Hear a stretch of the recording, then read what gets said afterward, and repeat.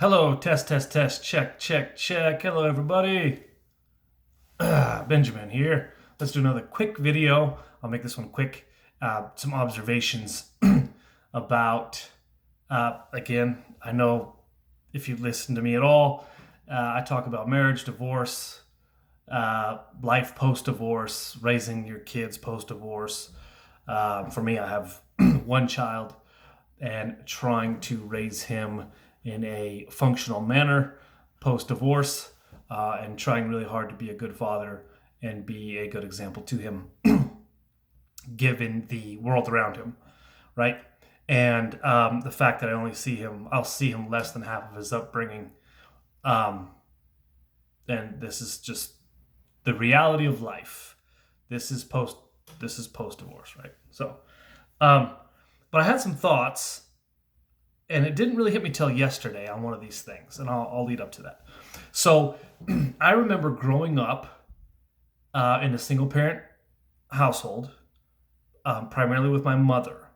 My mother was a single mom with lots of children, 5 children, and I was the oldest, and I was able to go live with my dad in Arizona for a period of time, as well as some other family members when I needed to. I was partly raised by my nana, my tata, my grandma and my grandpa, and then for a period of time I lived with my uncle and my cousins. And I just remember growing up in a single parent home with no adult supervision, and that's just the nature of the beast. It's how it was. My siblings and I didn't really have any adult supervision, and so we just kind of did whatever we wanted. But looking back on it, there really wasn't anything to teach myself or my siblings about marriage. There just wasn't anything. There was no through line, let's say, like a continuation of narrative for relationships, for marriages. And thinking back on it, being a child in a single parent home, we weren't, at least I wasn't, invited to go to married families' houses a lot. Our friends that we hung out with, for the most part, were children of single parents. So single parent households, single parent children really only hung out with other single mothers, kids, right? So we were all single mothers' kids hanging out with each other, that none of us had a male role model in the home. Not a consistent one, and not a good one for that matter. And so, because of that, looking back on that dynamic, we had a skewed worldview. We all grew up that way, myself and my friends. We grew up that way in a single parent house, and we all kind of lived that life together because that's what we knew.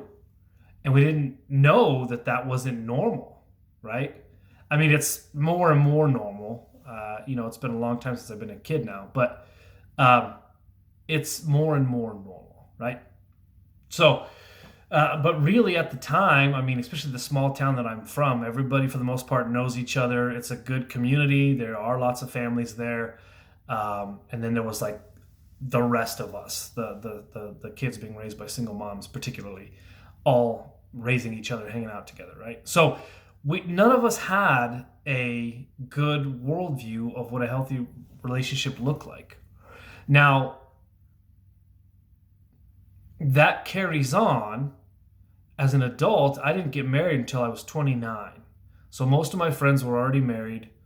In the small town that I'm from, it's not uncommon for people to get married pretty young, start having kids. I was like the last person I knew to get married, really. But I've always been, so this is interesting. So growing up like that, and you're hanging out with other single parent families, and then as a young single adult, I only hung out with single men. And then after I got married, you're hanging out with other married people. And oftentimes you're hanging out with other married people that don't have children, right? Because it's different. Now, most of my marriage, I didn't have a child. We were the dinks, they call them, dual income, no kids, right? And so you hang out with other people who don't have kids yet, because you have more time, or you have more interests, or you have whatever. And then you have a child and you start hanging out with other people that have children, right? Now, I didn't think about this until yesterday. I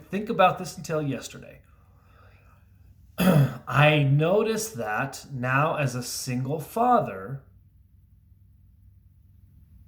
I don't hang out with anybody really. Um, and here's what's interesting. So I noticed after my divorce, the only people that I wanted children, other children for my son to hang out with. The only people that had time to hang out with my son and I were single mothers.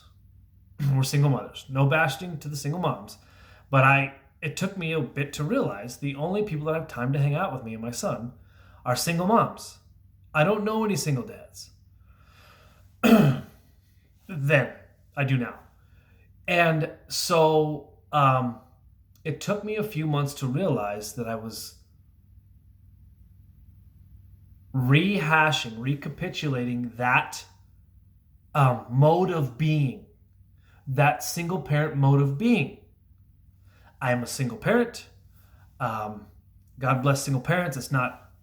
It's less than ideal, let's say. But I realized that my son, because I've been through it as a kid, I realized that my son would think being a single parent is normal and that it's okay. Call me crazy, right? And so it took me a while to realize that he is seeing the same thing that I saw. And what I would like to see ideally is because I had zero grid for marriage, none growing up. And it wasn't until I started going to church as a young man that I actually started seeing families. That's true. It wasn't until I started going to church that I actually started seeing families together and people raising their kids together. And that seemed normal at church. And so part of that, let's say, worldview shift is, of course you want to see functional families. Of course. Well, where do you go to see them? Oftentimes, especially in today's day and age, hopefully the church. And I mean, people still have intact families. That's true. But where do you see more concentrated groups or clusters of families showing up? It's in a faith-based area. Whatever it is, a synagogue, a mosque, a church, you tend to see more families. And so after I started going to church as a younger man, I started realizing people have families. People have mothers and fathers. They have children. They raise their kids. They raise their grandkids type of thing. And it's normal. Okay, so, but as a younger kid, I had no grid for it at all. And it was very refreshing to start going to church and starting to see families. Now, I didn't realize so when I realized that my son's going to think this is normal and it's okay to be a single parent. When he gets older, I don't want him to be where I'm at. I would hate for him to be a single parent. I would hope that he could find somebody, pair bond, settle down, and they could stay together. That's ideal, right? That's still ideal, even in our Western kind of downfall of marriage society. It's still ideal. Most people still want that, right? So I had to stop hanging out with the single mothers. For the most part, of single moms, because that's the only people I knew, right? That had time to hang out. So when I started going to this church that I'm going to now, it's a very traditional church. And I started going there because I have some friends that go there. But perhaps it was a little selfish, and maybe it still is, in that it's a more traditional worldview. It's Eastern Orthodox Church. And so it's quite different than a Western Protestant church. But there are families there, and there are lots of families there, and there's lots of young families there, and people starting their families, and there's generations there. There's older people there that have raised their kids, their grandkids are in that church. It's amazing to see it. And at least in my worldview, it's become so rare because like married couples, I have one friend that's married and I go to his house fairly regularly, but married couples don't want, not that they don't want, it's just not the natural order of things. I don't go hang out with a bunch of married couples. I'm the odd man out. I'm the third wheel, which is fine. I understand that. Doesn't bother me at all. But I'm not hanging out with a bunch of married people all the time. One thing that I have done to try to normalize families and normalize marriage and normalize people raising their kids together is started taking my son to Orthodox Church, Greek Orthodox to be exact, because I want him to see that that is normal and that there's good people there that love the world around them. They want to help people. They want to try to be good people. They're trying to be moral. They're trying to be good. They're trying to be honest. And I hope that for my son as well. And then again, I just want him to see families together. I think that's a very important.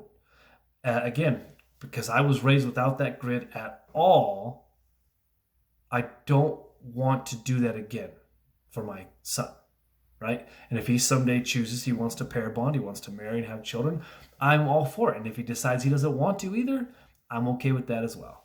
But I want to give him the shot to see that normalizing families, normalizing people that are trying to be good human beings, are trying, and they want to live their best possible life with an upright heart, let's say. Does that make sense? And so, but it didn't hit me until I'm one in this entire church that I'm aware of. I'm one single dad, and there's one other guy who's raising some little girls that are single dads. But that's it. There are no other single people there. Either they're young and single and just haven't found somebody yet, or they're in a family, right? And I think that is so important. And also being a single guy, something that's very interesting is, and I've seen this play out in my life, where Scripture talks about, it says, look, God sets the lonely in families. God sets the lonely in families. And no surprise there. And so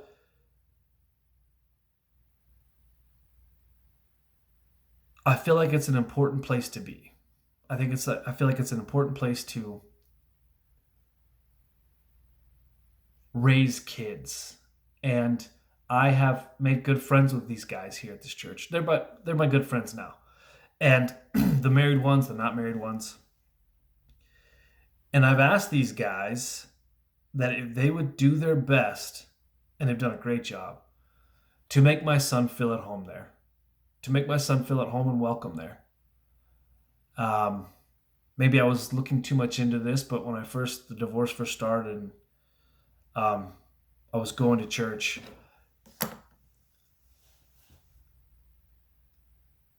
and you're divorced, and you're a single parent for that matter, you have like a third eye. No shame on anybody. It's just, you can tell that you're not on the in crowd anymore, let's say. And that's okay. I don't blame people.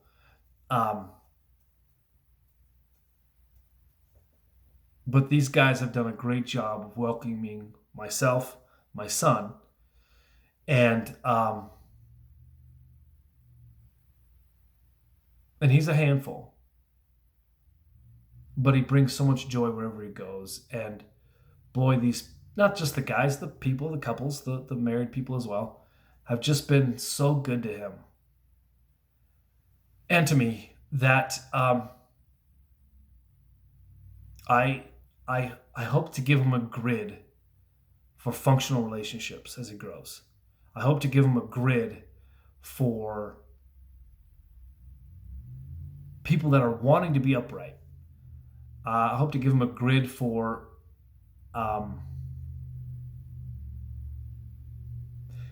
people that love others well and try hard. And I think we're in a really good spot right now. And so, it'd be easy for me to just hole up into myself and just like, oh, I'm single, I'm lonely, blah. And then my son sees me do that as well, and he thinks that that's normal and become like a lone wolf, just kind of to myself. That ain't right, and that's not what I want for him, hopefully. Or he could be like I was as a kid, and being a parent of a single, a child of a single parent, just hang out with children that are seeing half of what life has to offer because they're being raised by single parents. No offense, but that's not what I want for him. I hope for better. And so I'm trying to put myself in a place where there are tons of families that love each other and they do it to the best of their ability. That's what I want him to see. So that when he grows up, he has a grid for family life, children, grandchildren, prosperity, love, joyous occasions with couples. Oh, it's fantastic. And by the grace of God, I think that's going well. So that's just a thought. If you're a single parent and all your children see is other single parents, and all your children see is the only kids that they play with are children of single parents. That didn't hit me until just yesterday, really. That perhaps I was already primed for that, right? And I hope for better, for not just my son, but other people's kids as well. I'm not single parent bashing. I am a single parent. But you hear what I'm saying. You get it. So, something to think about. God sets the lonely in families, Scripture says, and may you be full of healthy people surrounding you and their families to help you with your children. I hope that for everybody. I don't know. That's my thought. Grace and peace to you all.